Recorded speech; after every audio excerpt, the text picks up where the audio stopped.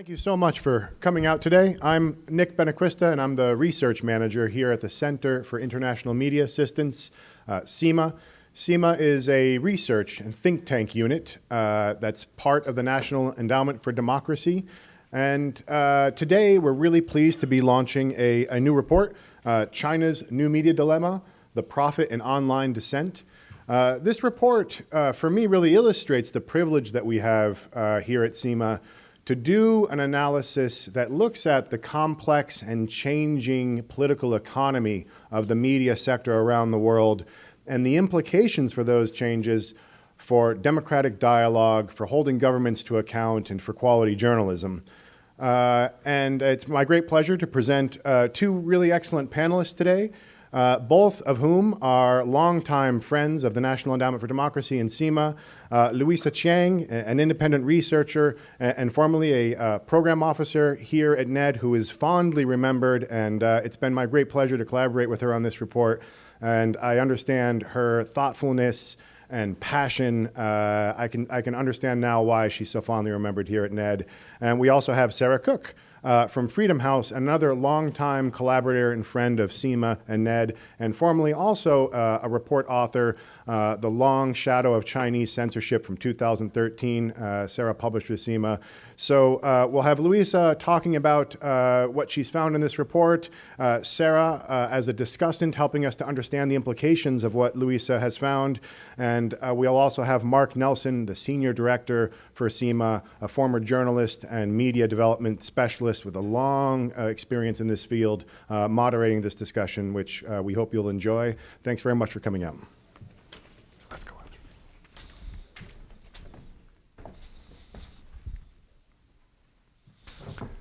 Hello, everyone. It's a great pleasure to be here today, and I'm really delighted to lead this discussion about this report, which I found really fascinating. It's fascinating not only because of what it says, which is really fresh and different, but it is fascinating because of the sourcing that's behind it. Louisa has done a remarkable job of delving into the nitty-gritty of what's going on in the Chinese media environment, and I found it really, really fascinating from that perspective. And it's been, as Nick said, a really, really interesting experience to work with her on this and to learn what's in there. And I really recommend that you have a look at this report because it really delves into the details of how the digital economy is operating in the Chinese context, and some of the really amazing facts and figures that come out of it were quite new and different to me. So I was really glad to have the opportunity to work on this with you. I think maybe the best place to start would be for you to just give us a kind of overview of what you take home from what the work you did on this report, because I think you drew some interesting conclusions. So why don't you give us a short introduction, Louisa, to what you learned by doing this report. Okay. Well, it's a great honor and pleasure to be back here at NED and to address this wonderful audience and have the distinguished panel here. So I really want to express my heartfelt gratitude and thanks everyone for being here. To start off, I wanted to share a news flash with all of you from China. As of early this week, Premier Li Keqiang of China found that his college law school alum social media group had just been blocked on China's mega app, WeChat. So I just wanted to share that irony that the premier himself is subject to censorship, as needed. For me personally, what's really exciting about this information that I wanted to share with everyone, first and foremost, is that this information, 80 to 90% of it is available in business press inside the Great Firewall, right? So this would not have been possible 10, 15 years ago.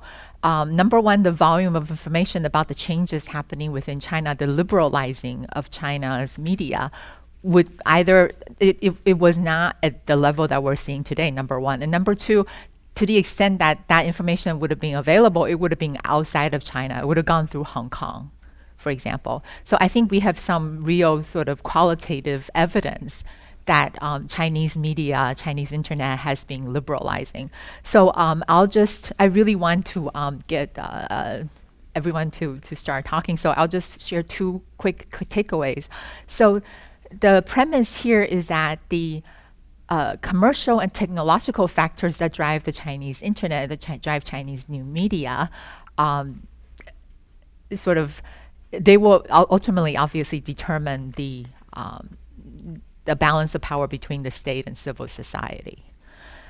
And so in that fight, the commercial and technological factors, I think there are two takeaways that as we look at how that fight has been, that struggle has been developing. The first one is that the cost of cracking down on dissent in China has been growing. And it poses a real dilemma for the government. And the second one is the jury is still out on this one. But the government's stranglehold on public opinion is not as secure, and the Chinese people are not as supportive of the government as we're often led to believe. So as for that, with that as an opening. Well, let's before we turn to Sarah, tell us a little bit more about the basic structure of your argument. You basically start off in the report explaining how China tamed the legacy media and how successful that has really been, and how they did this at the same time as this commercialization process where they stopped doing subsidies really as the main way of funding the media. They actually fund it through advertising. So they managed to commercialize the legacy media, and they did it pretty successfully. And then you move on to talk a little bit about this big shift in media towards digital media, which has grown enormously. So tell us just a little bit about the basic structure of how where the Chinese media, in terms of its its economic role right now in the Chinese state, is how it's operating. Okay, so thank you. So pertaining to that, a couple of different new developments going forward from that development that you talked about. So for one thing, in recent years, the new media of China have increasingly become operated and financed by private companies. So the change from before is that the government had closer control on state-owned media, and the business model operation back then was the commercialized legacy media would make money, and that money would be taken then to support the party-operated media and to support the propaganda machine in part, right? So what has happened is that now, because of digital disruption, we've seen a lot more money flowing into the new media sector, but private money in the stock market and private equity financing that has been flowing to new media firms, which have now become dominant in the distribution of news in China, right? So unlike before, where the government had closer control administratively, and then the other measures that I talked about that it allows the government to keep a close grip on the media. In the new media, this looks very different. One key example, the top 6 mobile phone news apps in China within the last year are all privately financed and operated. So that gives you a sense of how disruption has sidelined the government's propaganda machine, the party-operated media. So as a contrast to this, the government itself has admitted that the vast majority of the mobile apps that its own media have developed are either never opened or not downloaded. They're like zombies. And so this commercialized digital media is actually very popular and very successful, right? And is growing in economic power and influence in the overall economy as well. Right. So to give again some sense of just how dominant that they've become is that they're in key sectors of the Chinese economy, right? They're in strategic sectors such as logistics, data analysis, e-commerce, and obviously all of the technologies that allow the Chinese government to become such a dominant technology player, including in surveillance and security. So that's one issue. For example, we have seen that we have private sector research that a lot of the capital that has been flowing to these new media darlings, by which we mean interactive user-generated content, right? That distinguishes them from legacy media such as newspapers and traditional television. That money has been flowing to them, and in droves, and abandoning successful legacy media that was politically liberal before. So that gives you a sense of the disruption.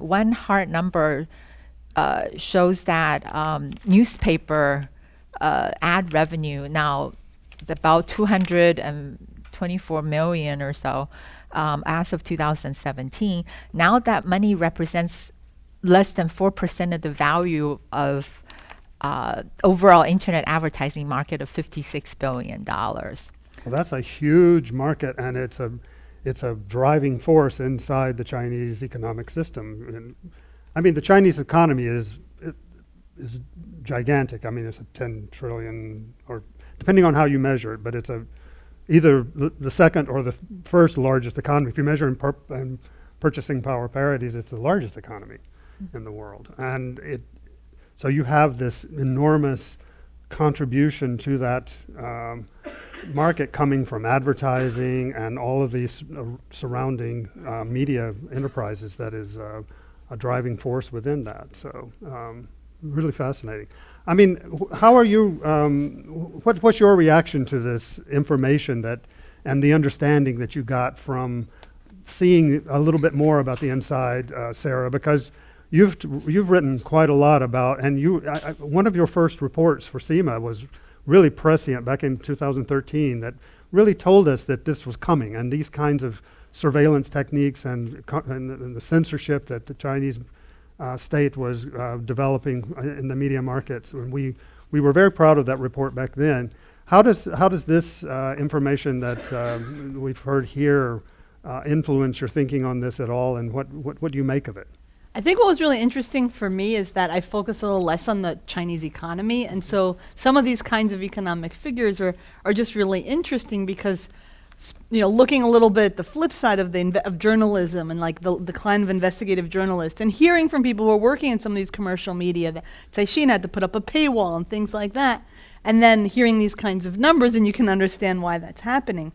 I think one of the points that Louisa makes in the report is that this disruptive element creates a much more decentralized system for disseminating news, and so that actually is much harder for the Chinese government to control as much as they try to.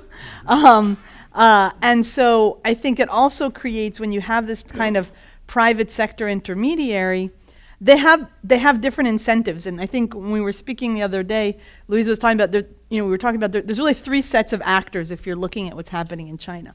One is the state, one are these companies, and the other are kind of users and citizens or civil society. And they're all playing this balancing act between, I think, control and freedom, where they're trying to walk a tightrope, where the Chinese government is trying to control as much as it can and prevent outbursts, particularly of either political organizing or political information or exposure of large-scale human rights abuses. But at the same time, they want to leave enough space for people to still continue to communicate, to do things with their phones that we all do, like look up the ratings of a movie or a restaurant on a Yelp-type app, or just communicate with friends and post pictures of puppies and things like that. So all of that stuff is allowed in the Chinese internet, though it's on their own homegrown type of applications. And then you've got Chinese citizens and civil society who are then kind of trying to push the envelope because they want to, a lot of people there do want to get more information, but they're also afraid of the repercussions. And you have these ginormous tech companies in the middle who, on the one hand, if they go too far, and we've seen this in allowing users to communicate the way users would like to, they're going to get slapped by the government in very, very financially destructive ways. So you have apps that are that are completely shut down. And you can go, Louisa can go into more detail, but she has one example of a humor app that was shut down, and she estimated the loss was something like $5 billion for the owners and investors of that app.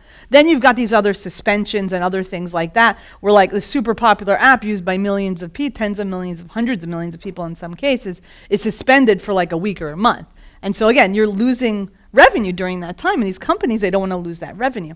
On the flip side, one of the things that was really interesting is that there's all these internal payment systems, especially in like the live streaming apps or on WeChat, like there's ways that you can pay people if you like their reporting or their writing. And so one of the things that I was aware of that. I wasn't entirely aware how the degree to which the companies themselves get a commission from those payments. And that was a really interesting thing I learned from Louisa's report, because again, that then does create an incentive for these companies to not shut down certain types of popular content. And to be honest, in China, a lot of times, some of the more either certainly humorous content, mocking of the government or mocking of officials, but also other kinds of exposés, of things that are happening, of government corruption, of abuses, of petitioners. Those types of things are can circulate quite widely. So I think it's really interesting that these companies, they have an incentive to censor, but they also have some real financial incentives not to censor, to let certain information slide. And that's something I'd heard on anecdotal level. Sometimes you'll see leaked interviews with someone who had worked as a censor, and we're talking about, like from CIMA Weibo a few years ago, we tried to, I think it was I forget what outburst of public information it was. We tried to keep it up as long as possible, right? That's on a more individual level of somebody who sees some information that seems like it could be, public safety related, and they feel like they should keep it up. But then, they're trying to, they have the government breathing down their neck, so then they keep it as long as they can. So I think it's just really interesting for me, at least, to see that the financial incentives behind that side of things. Well, so I want to take that up, and thanks a lot. And that's the excitement, right? For me, like personally, finding all this information in China's equivalent of, venture beat or, tech web, right? This is in their business press. And there's all this reporting of basically that to do two things. One is they actually uncover government censorship, which is a new thing in China. One of the most powerful things about Chinese censorship is that you don't know that you're being censored, right? So traditionally, even successful legacy media, one of the red lines is you never tell people that, they have been kept in the dark. Mm-hmm. But recently, what we have seen, and this ties back to the financial incentives for the new media itself, there's more reporting of, oh, hey, look, these social media accounts just got blocked. And that, again, number one, that tells people what they're missing. And number two, it acts as a commercial mechanism to attract more money and more readership, because you bet your life. Like when consumers in a supposedly open informational economy, when they hear that there's something that they're not supposed to know, people flock to it. Yeah. I thought one thing that was really interesting was also, though, how they hide certain information, because they don't want information that's too influential to be caught by the government. Because one of the ways in which, especially under Xi Jinping, they really called CIMA Weibo, which is like the equivalent of kind of a Twitter-like application in China, really became a shadow of its former self in terms of the space for political and social commentary, is they really cracked down what called big Vs, these really influential followers. I think one of the things Louisa was writing in the report is that, I don't know if it was Weibo, it was one of the other platforms, maybe WeChat, where they basically stopped counting, or at least publicly displaying, after a piece got, say, 100,000 views or 100,000 impressions. So then the Chinese you can know, okay, this was really popular, this went viral, but for the Chinese government, between 100,000 and maybe 3 million, they don't really know. And so that was, or even like what are some of the trending things or trending accounts. So that was really interesting in terms of the company's decisions, just from that perspective, to create some level of security and protection, perhaps, for people on their platforms that are quite influential, and they want to enable them to continue to communicate. Again, they're making money off of that too. So let's talk a little bit about the content. Yeah, you have a lot of examples in here about the kinds of interactions that are taking place that you're describing in many cases, you talked about the humor and the fact that strikes a nerve here and there. But what kinds of dialogue is going on in these apps, and what kind of do you get the sense that they have the same sense of red lines? I mean, I remember more than 15 years ago when I first went to China. At that time, there was this incredibly fierce competition among the legacy media at that time. It was incredibly strong, cutthroat type competition to cover stories, and they included covering stories of local officials who were engaged in corruption or local problems that were being unearthed by the journalists, and the newspapers would blast these out and really make a big deal about them. But there was this very clear red line that you never could talk about that same kind of problem at the national level or about inside the party. You could not write about corruption inside the CPC or anything going on that affected the entire country. So they just stayed away from it. That was a red line that was clear. In this online world, are those red lines still there? Are they somewhat more murky? How do you see the categories of information that are being shared? Well, I'm really happy you brought up that perspective, the historic perspective, because I think what's emerged here is that some of those red lines have been broken, and then the government has pushed back. But in that pushing back, you actually have more changes to freedom of information, and so I'll talk a bit first about that perspective. So I want to draw your attention to an achievement that new media accomplished in 2013. From 2009 to 2013, there was a renaissance on China's Twitter, right? This is Weibo. Some of you may have heard of it, right? So it had about half of China's internet users were on this platform. At that time it was about 550 million, and then 300 million were in some ways on this platform. And the way it broke the red line was that this is by the government's own admission as well as by academic research. In 2013, there were the liberal influencers on this platform, on Weibo, were dominant. So what that means is people who were pro-democracy, they had basically wrested the control of the news agenda from the government's propaganda machine, right? And I want to take a moment for that to sink in, because what's extraordinary is, again, I think our impression of the Chinese propaganda and information control and the Chinese tech companies conspiring, right, being complicit in their government's, smothering of information freedom, it's every bit as enormous as we think it to be. So, but then at the same time, this liberal victory was accomplished, right? Talking about government wrongdoing, speaking of that red line, talking about it was systemic criticisms of the government.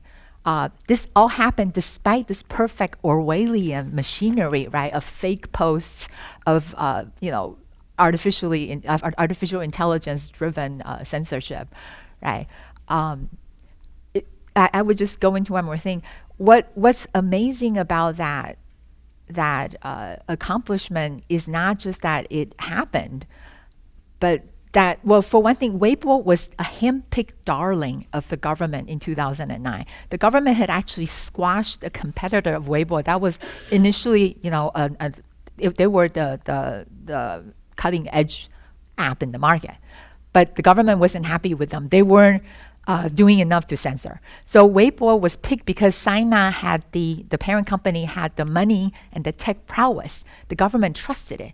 Well, a mere 4 years later, the government found that they had lost control of the news agenda. Liberal influencers were bringing attention to the government's wrongdoings, hiding deaths in a high-speed train crash, that sort of thing. And these liberal influencers, who are they? Tell us a little bit about that. Well, so some of them have written for the New York Times. Some of them were actually associated with the Chinese political system. Some of them were party members. Some of them were billionaires in real estate. One of the CEOs of Google.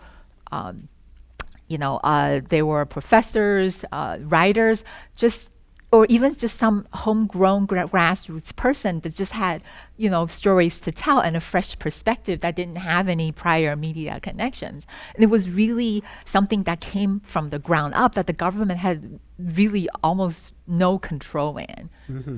So, and those people, has anybody ever tried to describe how large a group that is of those influencers? Is it a very large group of people, or is it relatively small? I mean, well, so you're right. So at the time, it's not that large. So it's like the internet elsewhere. You have sort of the top 20% phenomenon, right? So about let's say 170 to 220 influencers, but most of the followers were in the top, let's say 20% of that group. Yeah. Mm-hmm. Right, and they were all pro-democracy. Well, not all. The vast majority of them were pro-democracy. There were actually studies done that did big data analysis of their posts, and that was confirmed in several independent studies. I'll just add a little bit of my pessimistic perspective on some of this, because I completely agree with Louisa for that time frame of 2009 to 2013. I think, though, what happened in 2013, and so, is that Xi Jinping came in and gave a speech to propaganda cadres and said, we really have to regain the upper hand in guiding public opinion, or something along those lines. 4 days later, one of these Sina Weibo influencers, a Chinese-American businessman, was detained and forced to make a televised confession. And after that, they basically kind of went down the chopping block, shutting accounts, detaining certain people. And so that's what I mean with, in almost like a year, and certainly like 3 years later, that's what I meant. Like Sina Weibo became basically a shadow of its former self. For another report I did in 2015, I actually found two lists that Weibo had produced of, this is more on the media side, because some of the liberal influencers were also these commercialized legacy media. And the report's called The Politburo's Predicament, and you can find the graph there. But basically they had a list, I found a list from 2012 and 2014. And we broke it down by, the top 25 there was whatever Weibo categorized, the top 25 most influential media accounts on Sina Weibo. You look at 2012 and it really fits that. I forget the exact percentage, but it was like Caixin was, one of these commercial medias was like number one, Caixin or Caijing. And then you had actually even a couple of foreign media on there. And then you had a few CCP media, but I don't think CCTV or Xinhua, either of them were in the top 25. Fast forward 2 years, and it's shifted completely. You hardly see any in the top 25 that are those commercial media. CCTV and Xinhua are number one. And then you see this emergence of 5 or 6 of them were these new Sina curated news feeds, finance, sports. So I think that's an interesting way where you see the company maybe having come under pressure to take back the news agenda for the government. So they're curating their own lists, and essentially those lists are going to be a little bit more favorable to the government than, especially when you look at what they're required to do from leaked censorship directives compared to this kind of grassroots voice. And so that's just in a span of 2 years. That you see this shift in terms of at least what are the media outlets on Sina Weibo that are setting the news agenda, and then subsequently you see what happens after that. So, that's a really important thing to keep in mind, because that's obviously why this is a push, pull, tug, and but we one of the things that does really come out in this report is that there's an enormous market for freedom in this country, and that's still there, even if they try to suppress it. And one of the things that's interesting too is that you describe another group of players in this push-pull, and that's just the people who may not even be ideological at all. They're just making money by making it possible for people to talk to each other freely. They are really driven by the market incentives. They are really driven by the fact that this is popular, and they want to make money doing it. And tell us a little bit about that market dynamic in this space that is pushing this in the direction of, to the point where it really is, like you say, that the costs of cracking down are becoming greater over time because of the growth of these companies. Right, and so to throw out the extent to which that money is a factor is that the mobile internet ads alone in 2017, just to give you a sense of how disruption has changed China, gives us a frame of reference compared to our own situation here in the West. So mobile internet ads take up almost 70% of the overall internet market in 2017. And that's the sum total, that's more than the sum total of all the other forms of legacy media advertising revenue, right? So just think about that for a moment. So the new technologies have left everything else in the dust, and money has to follow. And so one of the factors that underlying that, again, is that government-owned television and radio and papers have been trying to survive, and they've actually been trying to go to the new media to acquire content and to have collaborative relationships, right? So that gives you a sense of how things have been turned on its head. And to go back to some of the cutting-edge things that break the red lines that we have seen in the past, right? The context here is, again, our sense of the Chinese post-totalitarian system, which is incredibly effective and ruthless, right? To the extent, one of the basic red lines on citizen action of any kind is networking. So for example, I think around 2013, one of China's few known sort of rights defense groups called the New Citizens Movement, to give you a sense of the number of people that are allowed to gather physically together at one time. Okay, their dinners at that time were about like anywhere between 15 and 100 people, maybe 200 tops, right, throughout China. So the government were able to make sure that those dinners never grow to be more than that. About house church Christians, their meetings are usually about 200, no more. Right. So what money and technology have conspired to do in China, for example, is you've got a mobile app, Inside Jokes, that was banned, the $5 billion darling. Until it got banned, it had 200 million users.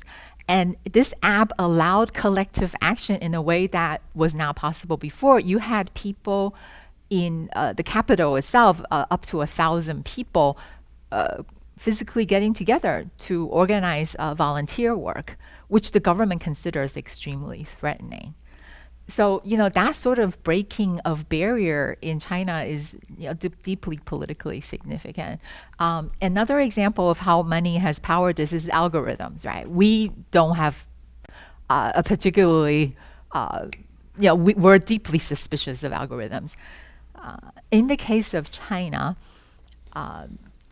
another big app that it's the top news app of China as of last year. And given what I just said about the disruption, you can imagine, the vast majority of the Chinese get their news no longer from legacy media, but from apps like this one.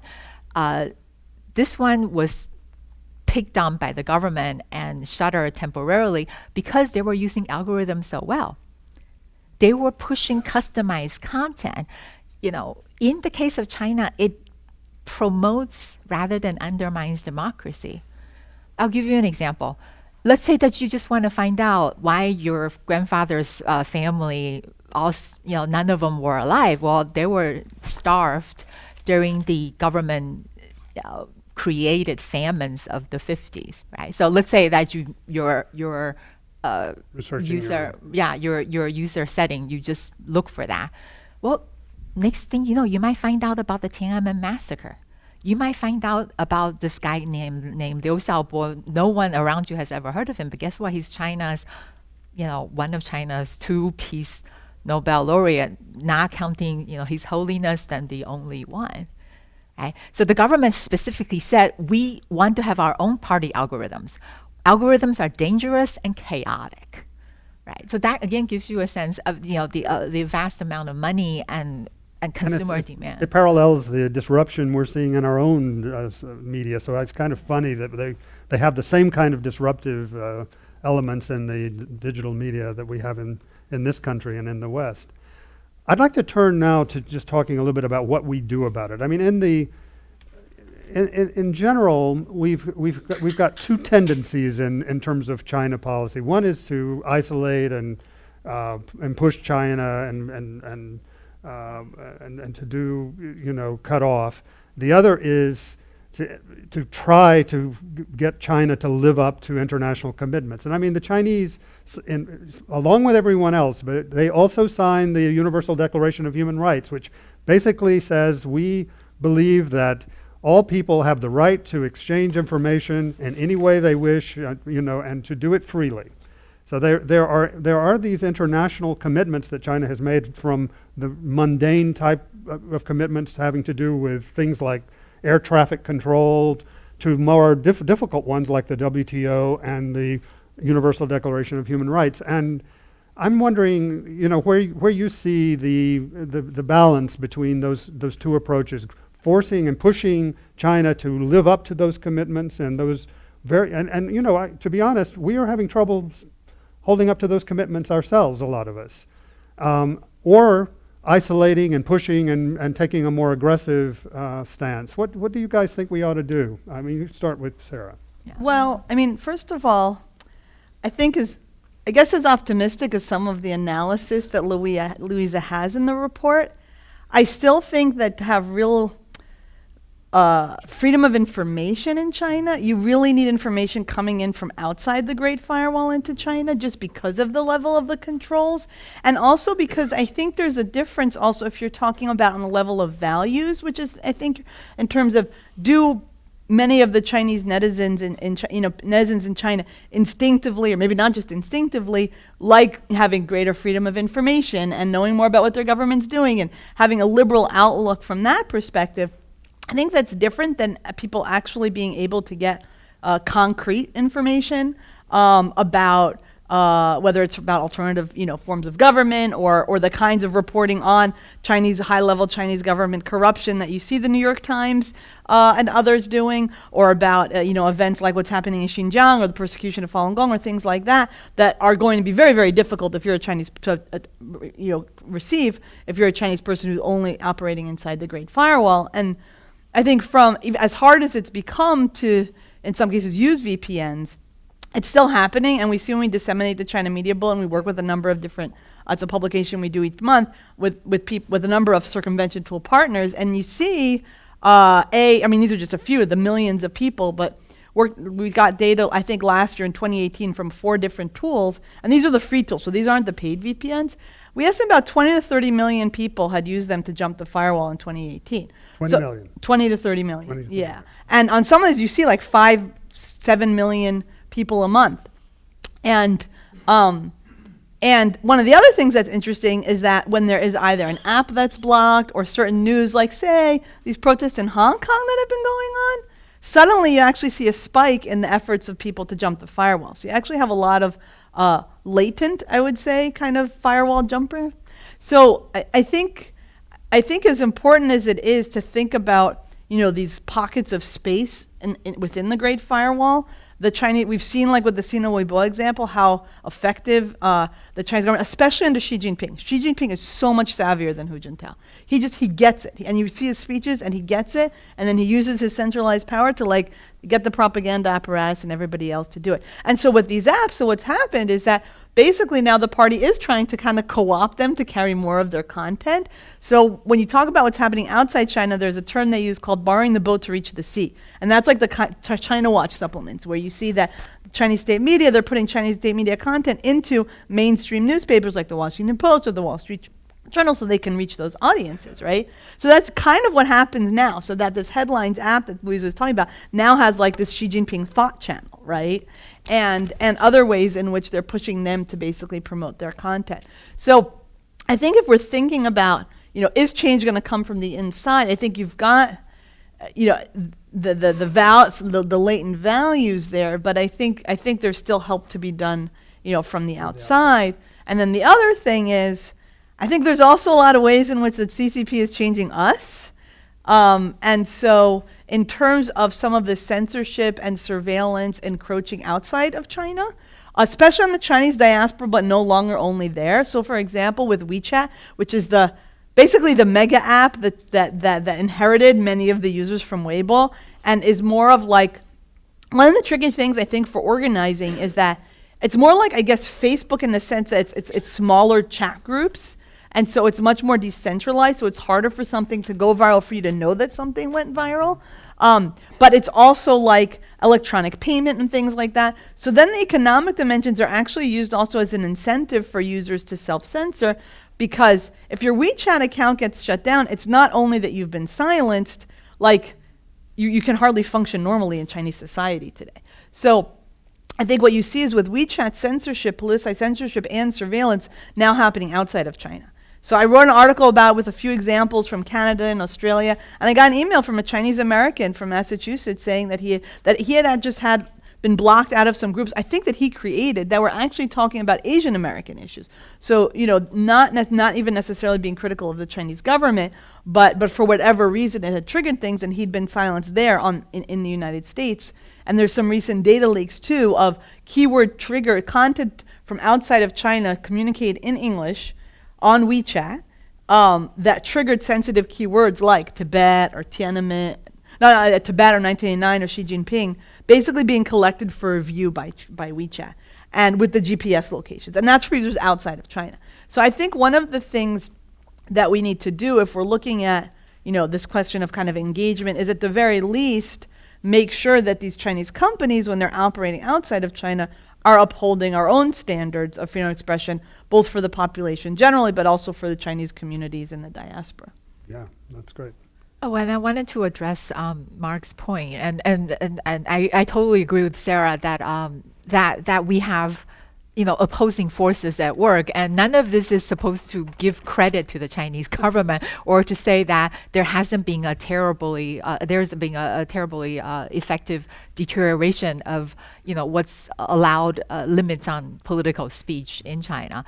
But to address the point of should we isolate China? Should we hold them accountable? I always like to use censor voices in China to respond to these kinds of questions, of geopolitical import, because I think it's just interesting to see what a vast number of Chinese who are censored by their own government have to say about this, and that's also one of the key missions I think of the net around the world is to let these suppressed voices come out.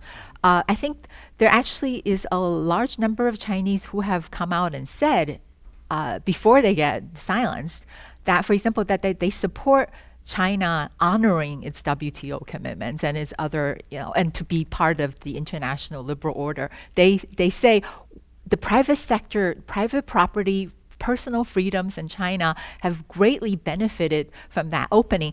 And some of them have even said, we're willing to put up with the costs of a trade war. We're willing to suffer the consequences because without it, our country is just going to decline and we're going to be at the mercy of our government and we have no accountability. So I think that's one way to answer that question. Going back to to the deterioration and, for example, the fact that systemic critiques of the government used to be really rampant on Weibo, and you were saying that was the red line. That red line was crossed in 2013. Well, no longer. Now the government appears to have taken back control on media. A couple of things. One is that the government fakes a lot of that stuff. They just cram it down the company's throat because there's a lot of information, for example, on China Digital Times. China Digital Times that show that the numbers don't match up. The number of comments, for example, user comments, if you look at the number of people who actually click on supposedly the top ranking, government news, they're not there. They're not reading it and they're not saying anything. You can have some, girl who has surgery to look really Western, and she would have a lot more followers, than the official to app. I mean, that's not to downplay some of the worrisome trends that we have seen in China. For example, you have the rise of nationalistic voices in new media. These are private individuals who just ride that train, and they have been a lot more effective, and they've really amplified the government's voice on, China's rise, China's emerging as a world power, and America keeping China down and not wanting Chinese people to have a good life. Well, I completely agree. So these are, rollbacks to the gains that we saw on liberal voices in China. But those are more complicated. And also there have been two changes that I wanted to share with you that liberals have been able to gain in China that I think haven't been as clear before. So in terms of the people that, in terms of, let's say, the pro-nationalist voices in new media, right, who have now have a lot more visibility than pro-democracy voices because of the government's policies, they are also a danger to the government. They can say things that the government doesn't get any attention on. They have followers, and they can turn. Should the government lose a war with the Philippines, those voices would, in order to cater to their audience, they're going to turn against the government's, on Xi Jinping's ability to fight a war. So I just wanted to put that out there. The two changes that I want to point to, that's a consequence of all these new companies and all this private sector money, is that there's still anti-government campaigns on new media. That unlike before, the cost of running those has gone down in the sense that you no longer, it's true, have those big-time liberal influencers, but you have small-time, completely unknown guys like your average show each time now running these campaigns. It's spontaneous, they're unknown, not the same people do anything the same twice. And so government researchers have been complaining that even despite big data, right, even despite their ability to just to do incredible surveillance work, they can't stop these people in time, right? You have fake vaccines stories, you have sexual abuse at kindergartens that the government media suppressed, and it all came out on Weibo. This was just in the last couple of years, right? So that has really, that's one sign of, again, the smoldering dissent. And two other things that I think that are not always apparent that we can use as benchmarks to understand our takeaway, which is the government is not as secure as it looks, and the people are not as supportive. Two things. Government supported researchers and pro-government critics have been complaining that the very terms of political culture have shifted, that the terms of the debate have evolved, by which I mean that if you look at, entertainment, like anime, music, movie, television, all the apolitical stuff that the government encourages people to do, right? Because it's a system that distracts you so you don't have to think about anything political. In that system, wherever you look, the influencers that have any kind of impact, they're all making fun of the government. They're all taking down the propaganda. And the government there's very little that they can do about it. So what you have seen, for example, is that you have, all the crackdown that, the China Media Bulletin, the Freedom House, that you guys do such a fantastic job covering. Like, then you wonder, well, why would they why would they crack down on business reporting? Why would they crack down on movie criticism, right? Movie reviews, like what's wrong with that? And, imagine some geek, some engineer at a tech company, right? He loves, teenage Japanese girl anime, right? That's his thing. That's his lifeblood. And then he turns on his favorite video site, and boom, it's gone. All his favorite shows, all his settings, and he wants to know why. And that discrediting, it's fueling dissent, in fact. Yeah. Right. Yeah. Well, this shows that there's a lot to talk about here. There's a lot of really good information. I want to open it up to the audience because. Yes, let's start here. Very interesting report. Adam Powell from the University of Southern California. As Mark knows, I've done a lot of work in Africa, and by far the most successful African media story is the Afrikaans language newspaper group in South Africa making an early investment in, I believe it was Tencent, which turned them into $1 billion company. Is that unusual? Are there other examples of foreign investment in new media in China? And if so, doesn't that give the government another way of controlling content? Because if I were an editor at Bild, the newspaper back in South Africa, I don't think I'd be that aggressive about covering what's going on in Hong Kong. Let's take another one. Right behind you there. Yeah, Mike Iroshis, formerly with the State Department. Does the average Chinese citizen know that their news is tainted? And what story are they hearing about what happened in Hong Kong? And Okay, will and the then real story ever get out? Take this woman right here. Hi, Sonia Alvarez, Georgetown University. I was wondering, how have you seen the Chinese government using AI for censorship, and how do you think new developments in AI will bolster their capabilities? Okay, 3 good questions. Who wants to You want me to do the first and the third, and then you do the middle one? Yeah, about the Hong Kong. Yeah. Sure. So I'm not as familiar with that. I mean, in general, there is a lot of foreign investment in these companies because they're like listed on the New York Stock Exchange. on the NASDAQ? And I think from the perspective of what Louisa was saying in terms of the level of some level of transparency that they are forced to provide about censorship in China, they have to, for like the SEC. You look at their reports and they have to write that they're kind of warning investors that they could be shut down if they don't censor enough on the behalf of the government, that's a risk. And of course it is, as we saw with this humor, or in other cases where even just a suspension or something like that will, or being required to add more reviewers. Like there's constantly ways in which the Chinese government's fairly arbitrary regulatory regime imposes real costs on these companies. I don't know in terms of media companies invest. I haven't looked at that specifically, investing in these Chinese companies, so I don't know if that would be the case. I know the opposite has happened, where you had Chinese companies that invested a 20% stake in this South African media. And it was interesting because I wrote about that initial investment in 2013 in the Long Shot of Censorship report, and I said, at some point this could turn into content censorship in South Africa. And lo and behold, earlier this year, a story came out where a columnist who wrote for the paper wrote a column about what was happening in Xinjiang, and the column was taken down, and his contract, he'd run like every couple of weeks or something like that, was discontinued. So I think that's more, as opposed to, I guess, the other way around. I hadn't seen that so much. And then on AI, that's a very good question.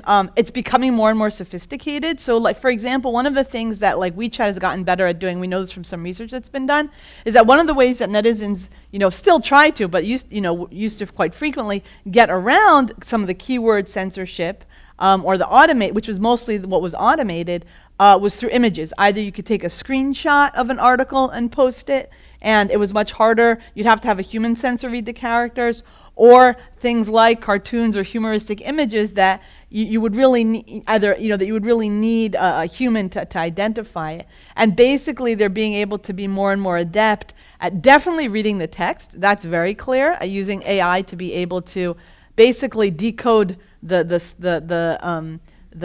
scanned or the screenshot, right, and then know what the characters were, and then feed into the same automatic keyword filter that now they see that it's a scanned article about Falun Gong or Tibet or Liu Xiaobo, as opposed to somebody actually just typing that in. But also images. So it's a citizen lab report. You can look it up if you'd like. It's really interesting because they basically, and even like there's steps taken to try to counter potential ways in which Chinese citizens would try to get around this. So they actually play around with the images, like they flip the images, and you see that a lot of these images, even in those cases, are still censored. That's the level of thoroughness that they're trying to use this for. So I think that you're seeing, so you're seeing AI being used more for censorship, certainly for surveillance. And I think the question is how this is going to play out in terms of propaganda. Because Louisa talked about the algorithms, and you could see a situation where, for example, Xinhua News wants to make a particular article more attractive to a wider audience. they could tweak the headlines or the lead maybe with different words and have various versions of that that are adapted to you and your preferences in terms of other headlines that you've clicked if they have that data. So then that could basically be used as a way to increase their readership, because if it's just a headline that says Xi Jinping visited poor people in, in Henan province, right? Then how many people are going to click on it? But maybe there's something else where it's like farmer growing potatoes meets Xi Jinping, and then I don't know, something like that, and that people find out that that's something that's maybe more clickable. So they can either do these kind of A/B testing, right, or just do it actually to your own preferences. Well, so that's a really great question about Hong Kong, and I agree. I think two parts. One is I agree that under the current regime, being how powerful and effective the censorship is, and how terrified the companies are, of the cost of not complying. When it's something like Hong Kong, when it's that conspicuous and it's that huge, you're not going to get a lot of loosening of censorship as we've seen the companies do on many, many other issues. Two things. Hong Kong would probably slowly creep back when things die down into the news. So we have seen this happen, is that the companies will slowly open that floodgate as the interest dwindles. But you can be sure that there's enough Chinese who do know about it, who do remember, who are muzzled during this time, who will then slowly carry that stuff back inside the Great Firewall. That's one thing. The other thing that I think we have seen is that that you have now that more people are going outside the Great Firewall, and so if there's that much pressure, and like I said, the government has this perfect combination of Huxleyan and Orwellian incentives, right? On the one hand, they amuse you to death, right? You want to think about celebrity divorces, sexy models, lingerie models, and on the other hand, you have the terror, knowing that if you repost something and it gets reposted more than 500 times, the secret police are going to ask you to have tea, right? So those pressures work really well. Well, what's been happening as Xi Jinping, gets more desperate, because I would argue that his effectiveness is at the same time a measure of his terror. And not to justify their reaction, but that they're stepping up censorship into all of the areas of life shows how insecure they are, right? So as you push that balance and you hurt all the Huxleyan fun stuff, right? More people are going to get really annoyed, and they're going to notice, unlike before. Mm-hmm. Yeah. So we have other questions. Yes, we'll start here. I'm Jonathan Lovey with the Federal Communications Commission. I have a question about a legacy medium that hasn't been mentioned yet, and that's satellite television, because I know in the earlier days of whatever 15 or 20 years ago, Star TV, owned by Murdoch, had a substantial presence with unencrypted programming going into China. Does satellite TV from foreign sources play any important role today? Okay, and we have one behind you over there. Yes. Hi, I'm Jacob Larson from the U.S. Agency for Global Media. My question is about the cost calculus of the average Chinese citizen to use a VPN to hop the Great Firewall. When you're talking about the whole Chinese media market, 20 to 30 million is a small part of the whole. So my question is, what are the targeting practices of Chinese censorship offices? Are they prosecuting people every time they see them hopping the Great Firewall, or is there a leniency there that makes it more likely for people to try to do this? Any last question before we turn to the... Okay. So on the satellite question, I'm not so sure about foreign programming. I mean, I think you said definitely have, certainly in some hotels, people are able to get CNN or BBC, because when something happens, like protests in Hong Kong, you see reports of it suddenly being blacked out. I don't know how accessible that is in other parts of China, but I do know that you do have some kind of industry of basically illegal satellite dishes that are put up, because we've actually seen cases of people who have been prosecuted and imprisoned for helping their neighbors put up satellite dishes. When I've seen it, it's been more people who are, and I don't know enough about what exact channels, the full range of channels people might receive, but a lot of times it's people who are trying to help some kind of overseas dissident media. So for example, New Tang Dynasty Television, it's a television station that is based in New York, was initially founded by people who practice Falun Gong, but they cover the full array of news. And you know, all kinds of forbidden news programs, and they have culture programs, they have humor programs. And so they beam by satellite into China. And one of the cases I'd written about in a Long Shadow of Censorship report was some of the pressures that have been put on satellite companies outside of China to take them down. So, for example, there was a case a few years ago, we came across the court case where there was grassroots activists who were sentenced to prison because they were helping people set up satellite dishes in order to receive New Tang Dynasty TV. Now, once that satellite dish is up, I would think that you would be able to, you know, receive other channels and stations as well. So again, in terms of, it's hard to know the full scale, but it's definitely, especially I think in rural areas, something that's happening. And just the fact that you see the Chinese government cracking down on it means that they must be both worried about it, but also that it's not just a really small phenomenon. Can I add a little to that? Mm-hmm. Yeah, so this sort of broadens the scope of your question, but I want to point to actually the role that American and British and Scandinavian and Russian television has played in Chinese people fighting censorship. I just want to touch on that because you can see that there's actually a large number, you know, the middle class is, you know, depending on how you count it, you know, anywhere between 300 million upwards to, what would you say, you know, 5 or even larger. And a lot of them are fans of foreign television. You know, Japanese and Korean and Taiwanese and Hong Kong, they're also quite influential. But there's a staunch follower of, you know, for example, Netflix and Amazon. Like Big Bang Theory, exactly. and The Good Wife. And Friends is like a perennial favorite, you know. So, and you see that in the, as Xi Jinping becomes more pushy and limiting all kinds of political speech, you know, you see people posting a lot of American shows. You know, when they want to talk about something that their government doesn't want to talk about, they'll actually post, you know, shots from the show and, you know, have English subtitles, right, that actually get across what they want to say. And if you're a fan of the show, you're going to know the allusions, and the censors might not. So, and that, I don't know that AI has gotten to the point where, you know, they can figure the And so I just want to say, you know, that I have found to be, you know, exhilarating. And again, we know it's big business because if you look at the video streaming platforms in China, they're huge. You know, they're even bigger in terms of money value than I think some of the news apps. And a lot of them have depended on foreign programming for their popularity, and people get so annoyed. I remember that Game of Thrones recently, the last episode was just not shown. And the outrage, the uproar, you know, I leave it to your imagination. Yeah. And what about the VPNs?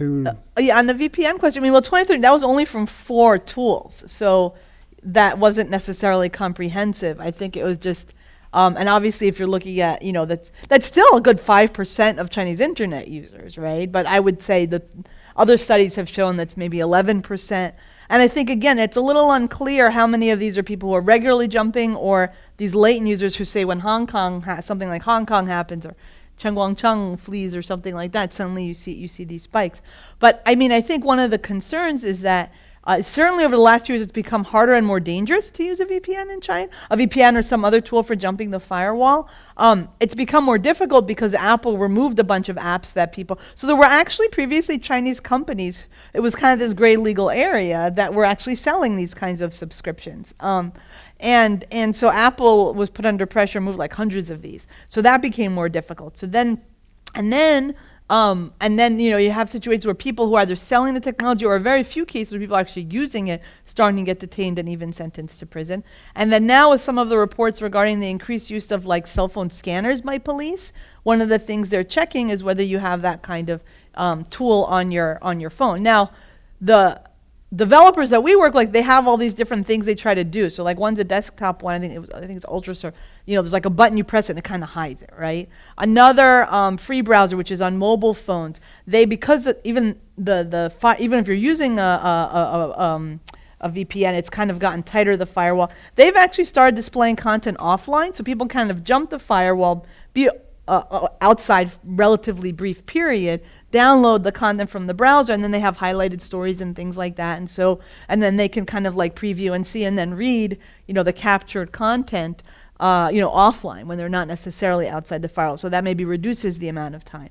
So I think there's different different ways in which the mice are responding to the cat's moves in this area. And I want to add to that real quick. The Chinese internet, I think one mystery that Mark has brought up is, how can they be so isolated and doing everything on their own and still keep up with the world?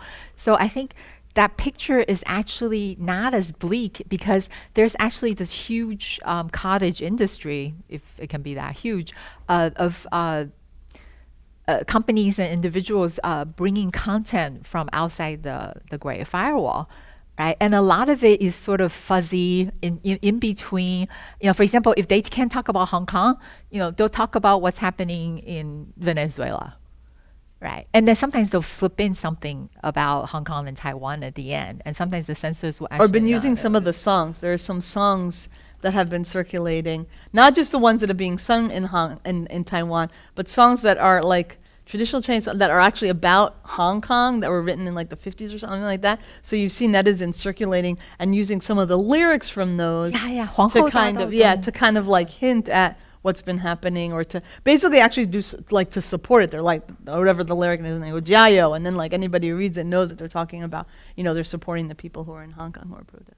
Exactly. And I do think that this conversation, which I think is fascinating, and I hope everybody will go back and read the report because it's really good to really understand the depth of the reporting that went into it, has brought us to a point where we're talking really about whether or not the Chinese model can survive or not. I mean, this is emblematic of that bigger struggle in the country, of whether a country that has really grown and survived and succeeded by becoming an international player and integrating itself into the global economy, whether they can turn off the news and actually survive. I mean, I think, when you cut down the internet and you really close off people, you cut off your scientists, you cut off the inventors, you cut off market makers and the people who have to compete on a global scale. If you really do that successfully, I think you will ruin your way of existing. And this question of where China goes, I think is really well described in this report, and I think it's really worth reading. I don't think we have the answer. I think they really seem determined. The CCP seems to be ready. Seems ready to go to the end to save itself. Mm-hmm. But there are obviously some forces within Chinese society that are pushing back pretty aggressively, and this is one of the most interesting reports getting at that. So I'm really glad we've had it. I'm glad we had this discussion.